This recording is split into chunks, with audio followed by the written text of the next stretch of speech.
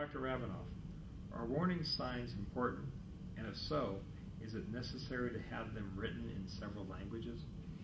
I'm a big warnings expert person. I believe in warnings. To give you the best example, when I was probably 5 or 6 years old, and I remember it to this day, I went into the bathroom in my home, in my apartment in the Bronx, New York, and my mom didn't know I was there, and I went into the medicine cabinet, and I saw this little red bottle, and it looked like something that might be interesting to drink, and I took the bottle out of the medicine cabinet, and I looked at it and opened it up, and it had a skull and crossbones on it. And as a young child, I didn't quite understand what it was, but just as I was opening it up, my mom came in, grabbed it away from me, and basically saved my life.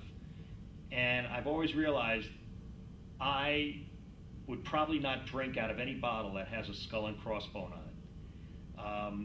And from that day on, I believed in warnings. I believe they're there for a purpose. They're there to remind people of the inherent dangers and risks of an activity. If they're written right, if they follow what we call ANSI, A-N-S-I standards, or the American Society of Testing Materials, the ASTM standards.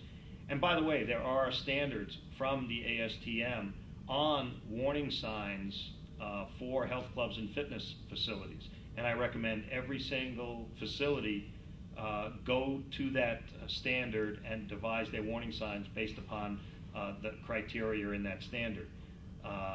It's been around now for probably about 5 or 6 years. I was on the committee that helped write it. So I believe in warnings. I believe people need warnings. I believe people need to be constantly reminded of the inherent risks of an activity.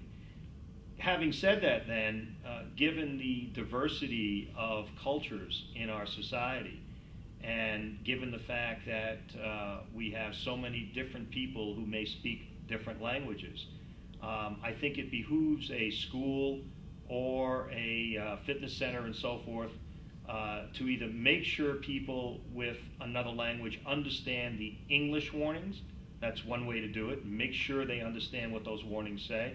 Or if you are in an area in the country or within a city or a town that has a high population of a specific ethnic group that does not speak English, yet you're marketing your business to them to come to the health club, to the fitness center, to the gym, then you have an obligation to make sure that everyone who comes there understands what the warnings say. Should you write them in that particular language? If you want to, that probably would be okay, especially since you're marketing to that ethnic group. And you're saying, come to our health club, we will teach you how to do this, we will remind you what the inherent risks and the safety factors are, and in order to do that, we will help you with language. I think that's a good idea to do that.